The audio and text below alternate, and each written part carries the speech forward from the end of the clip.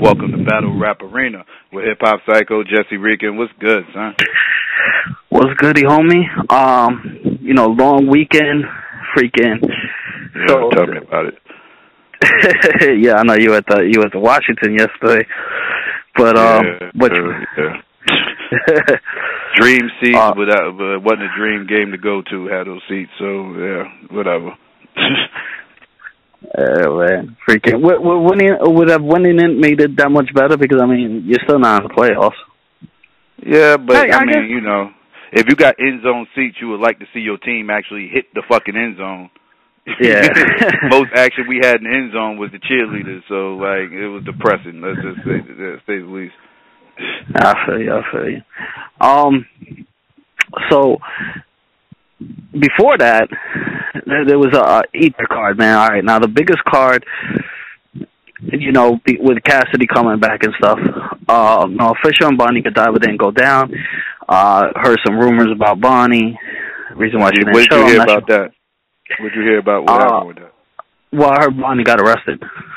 I don't know how 100% true that is, but that battle didn't happen. So, all right, so the start of the event is already looking weird as fuck, and then in the beginning, like I understood the beginning, it took some time for everybody's feed to come on. Of course, that's natural. That's going to happen. So I don't know how everybody else's feed went. Mine kept buffering for like a good portion of some battles, which was extremely annoying. But once one clear battle got shown, then it started showing clearly. So the first thing I noticed is that they're battling with handheld microphones. And I'm just kind of thinking, like, didn't they learn from Summer Madness 1? Because, it probably was it purposely done like that, or was that just something that just happened because they was having sound issues? That's the question you got to ask. Because Summer Madness 1, what I think might have happened. Summer Madness 1, they didn't plan on them holding handheld mics. That's just what ended up happening because the sound wasn't acting right. Right, and I think that was the same situation here. But, I mean, with a billionaire investor, you would think, like, some of this stuff would be sorted out beforehand. Right? I don't know.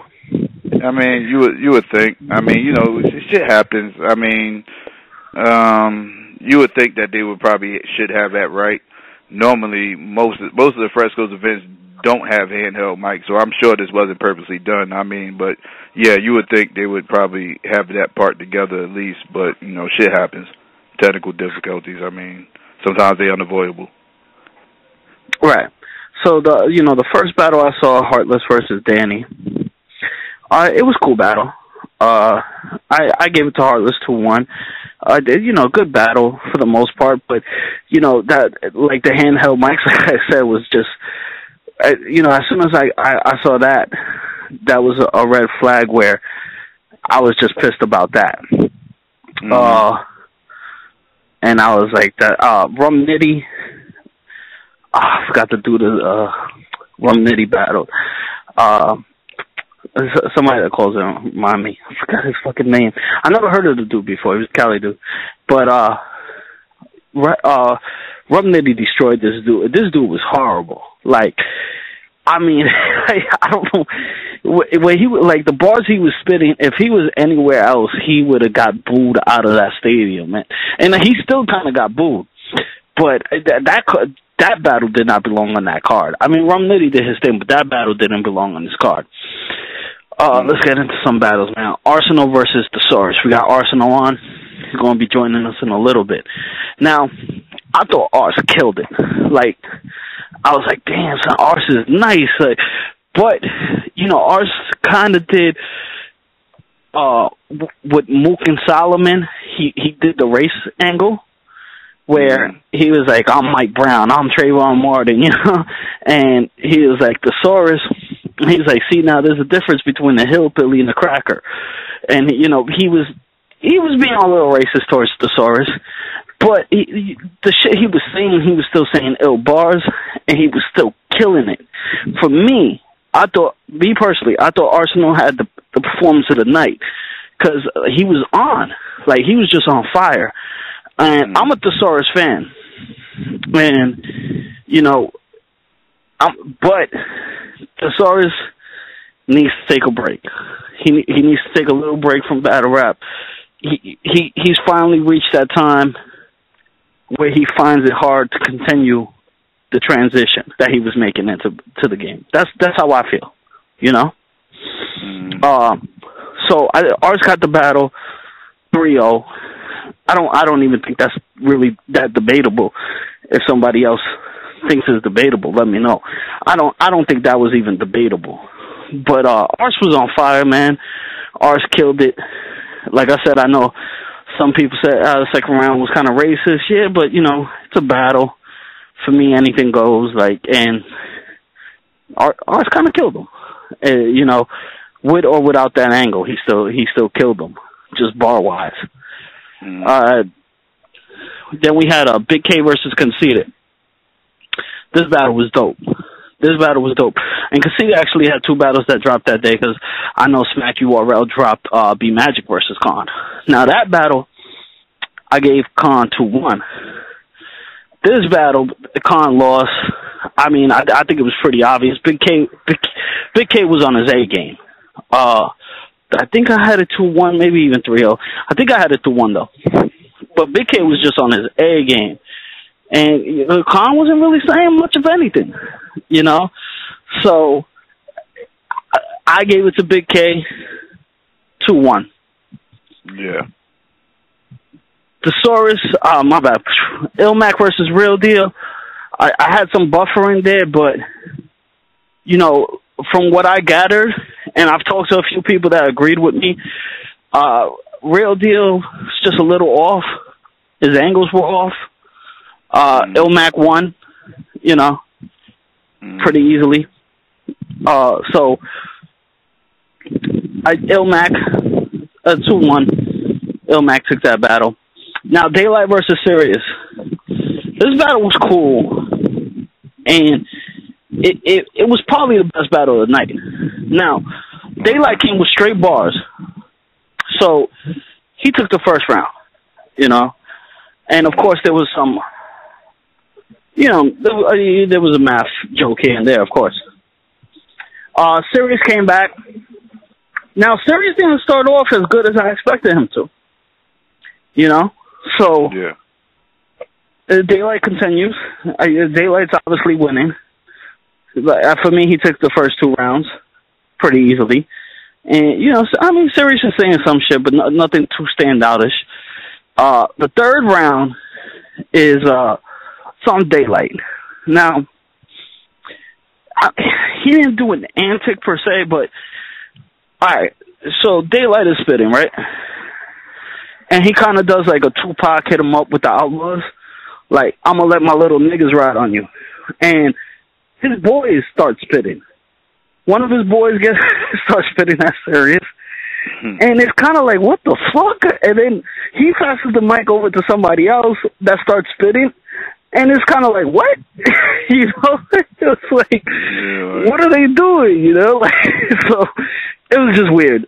And then Sirius kind of spazzed in that third round. And so it's 2-1 Daylight. Third round by default. I don't know if people want to even give him, but I don't know, man. Daylight just has to do something. He can't just go out there and battle, like, you know. He gotta like always something. Always something, yo. And you know, like I said, it's not really an antic. He didn't like take his fans down, nothing. But still, come on, man. Like, this is not freaking Let My Boys Rhyme, you know. And that is actually antic, though, Jesse. Just to let you know, that is antic. Like, it might not be to the extreme of some of the other things he done did, but it's still antic. I mean, something outside of the battle. Right. But yeah. That's, like, it wasn't like I said, like, no, trying to take a shit on stage type thing. But it distracted from the battle itself. Big T versus Active. I think Big T's back. You know, I got Big T winning that battle. And the funny thing is, Big T was like, I want a mic stand right here. And I thought they were actually going to put one. I thought that was actually a dope idea that they didn't put one. Arsenal wore the earpiece mic, which I found pretty funny. He was like, Arsenal always gets his way. That's why I'm the only one having a headless mic. You know what I mean? A handless microphone. So he's like, but then I think Big K and Conceited also had the mics on their ear. So then Big T versus Active. So Big T's back, in my opinion. Touched on the mask situation, of course. Active actually had like a little rebuttal for it. Active held his own pretty good. And, like, I've never studied Active. He impressed me. I'll watch another battle of Actives. Big T, to me, Big T 2-1, and Active freestyled the third round, which I don't know if he forgot his stuff, so he just freestyled the third round. Active took that loss. I think we're seeing the comeback of Big T. This with the disaster battle, you know, it looks like Big T's on the road to be coming back. I hope I'll see a bigger battle from him and him display the same ability. But you know, we have to wait. I think he's coming back, and I think he's doing a great job at it. Now, Cassidy versus Disaster, shit was a hot mess, right? So they got one round done, and then Cassidy kind of his flow is just so slow and off. Like, I'm allergic to fake battle rapper. Like, it was just like, what are you saying? Like, this dude was mad slow, taking forever to get to the punchline. Hey, then Disaster went, and let me say, Disaster didn't do too much better. You know? So, that night I was highly disappointed. And people are like booing Diz, and Diz is like, yo, you know, stop telling your homies the battle. Now, credit to Lush, though. Credit to Lush and Diz, whoever did put this together. Then you ran out of time, whatever. So the battle got shut down. From the looks of it, it looked like Cassidy was going to be another huge letdown as a mainstream rapper coming. But then they rescheduled the battle, which was on, if you had the link, you were able to see it too, after the battle was done editing-wise. So they did it at a parking garage, small room battle. I thought Diz's first round was crazy. And then Cassidy kind of impressed me. And the funny thing is, what stood out for me is Cassidy, best part was when he made fun of Disaster. I was just about to say that. Because, you know, I actually saw this battle, and I agree. I thought Diz had a solid first round. You know, Diz had a whole bunch of wordplay / multis and was going crazy, killing this one word forever. But then Cassidy came off. I thought he started off slow. I thought he started off real slow. He was sounding real repetitive after a while. And like you said, the best when he really started doing really good was when he actually started spitting like Disaster. So I totally agree with you there. Like, that was the best part of his first round, was when he imitated Disaster. He did a good job at it too. He did a great job. Yeah, like that to me, that was the best part of his first round. But other than that, it really wasn't too much to really talk about in this first. Like, I actually gave the first round to Disaster because that was the only thing really I could remember off Cassidy's first round that was worth talking about. Right. He did a great job at imitating this. But yeah, you know, you're funny. That's funny because it is kind of true. That's the only really memorable thing from it. Yeah. But the funny part is, almost a 180-degree turn he took from the night before being that bad to actually controlling the. That yeah, it was crazy. So I don't know. I can't compare the two. It's crazy, man. Well, I know there's a link out there. Like, you should watch it just to see the turnaround. You know what I mean? Yeah. What you want? But I thought, like I said, I gave Disaster the first round for the most part. Me too. Now the second round is where it gets a little iffy because like Disaster did okay in the second. I ain't gonna say he went crazy. I ain't say corny. He was doing a lot of personals. He pretty much was running down everything Cassidy done been through and this, that, and the third since he got in the game. And some of it I thought hit, some of it I thought didn't hit the way he would have liked for it to hit. But he pretty much stood by everything he said after he was done spitting, saying everything he said was the truth or whatever. He talked to X, Y, and Z and got all his information, and everything was on point. So, Cassidy bounced back. Cassidy tries to go in on the second round. Again, he just sounded repetitive to me in the second round. His second round was just okayish to me. But I did like the well, you sucker punch math. Yeah, I dared you. I triple dog dared you. That was hot. That was hot. Yeah, it was something cute to say and everything else at the time. It almost started a riot up in there after a while, but but yeah, it was something cool to say or whatever. It wasn't a crazy line. It was just something cool to say, I guess, given the situation. Yeah. And so I don't know. This round you could pretty much give to anybody, whoever you gave that round to. I wouldn't really be mad. Because honestly, I wasn't too crazy about either one of these rounds. I wasn't really too crazy about either one of these seconds, to be honest with you. I edged it to Diz on the first watch. I'll watch it again. I might give it to Cassidy. I gave the second to Cassidy. Yeah, and then third round comes around, and then Diz has by far his worst round of the battle. He kind of got caught up like in the middle of his third round or something and started freestyling and was trying to recover from it, and he had to you could tell he had to stop, collect himself, and get back to his writtens again and everything. And right. He kind of pulled a Hitman Holler there too, stop talking through my shit. You can tell he had to collect himself. You could tell he had to stop, collect himself, and get back on his shit because he kind of lost track of what he originally was going to try to do.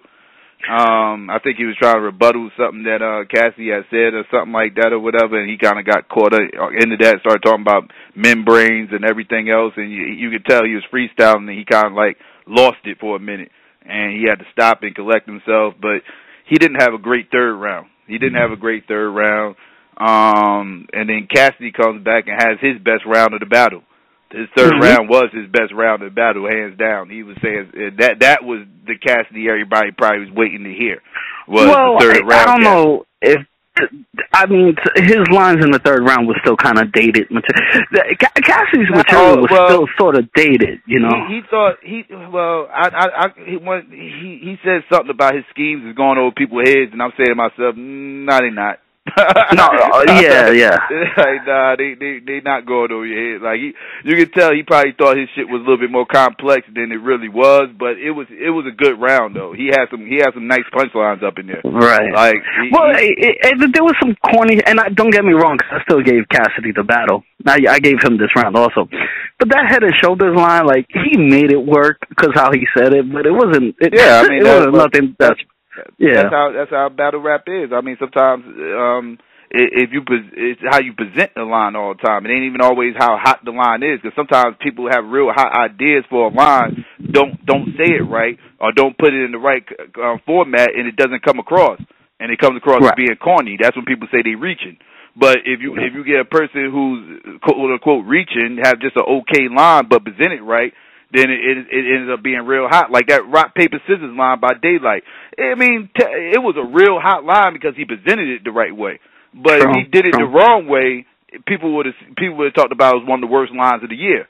But Daylight made it work because he did it. He did it right. You know what I'm saying? So I thought he did a good job.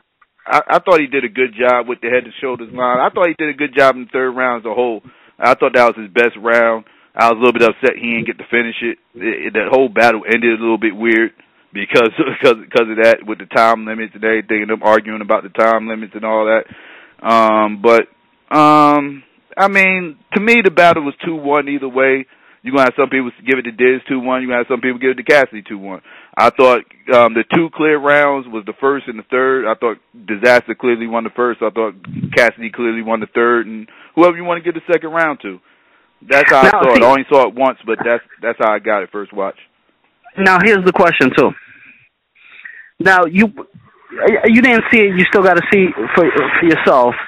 But, you know, everybody's pretty much a majority agreement that the first day was a train wreck. Does small rooms make that much of a difference? Do you want to see Cassidy back into battle, and would you rather see him in a small room again or on a big stage? I mean, it doesn't bother me too much. It all depends on what he's probably do better at. I didn't see him in the big room, so I don't know. Like, I think if he was in New York in a big room with some of those bars he was spitting, I think he might have got booed in the second round. I think the second round they might have booed him. In the third round they came back and started cheering him again.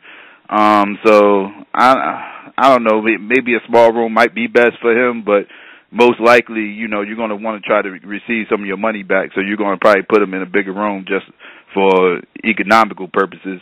You know what I'm saying? But in a small room, I think it might fit his style a little bit better. Right. No, I agree with that too, and I think so. Does Cassidy break the curse of the mainstream rappers? I mean, break the. I don't think people are going to be that crazy about this battle as a whole. I mean, this definitely wasn't Cannabis. It was a good battle. It was a good battle. It has replay value. Was it really better than Hollow Joe though? Like, was it really better than that? I think so. That's hard to say, really. I wasn't crazy about neither battle. I don't think neither battle was a train wreck, but I was not like it. Neither battle really has a ton of replay value to the point where you're just going to keep watching it over and over. If you keep watching this battle, you're only watching it just to hear Cassidy spit. You're not watching it because it was a classic. You feel me? Like, so you're watching it for name purposes. Like, because if this was just somebody else besides Cassidy, would people really be saying this was a classic? Let's be real. If it was a Disaster versus somebody else not named Cassidy, and it was the same bars, would you call this battle a classic? Right, no, I agree with you. I was just saying that earlier to one of my boys. He was like, yo, you think this is a classic? I said, I mean, I wouldn't put the word classic, but it was a good battle. I enjoyed it. I thought it was an okay battle. I'm not going to rip it like it was whack. I thought it was an okay battle. I don't think it came close to classic. I think some people are going to be let down a little bit when they watch this because I think a lot of people probably was expecting a little bit more. Some people are going to be satisfied just because Cassidy actually got in front of that camera and spit. So, you know, you're going to have a lot of different opinions about this.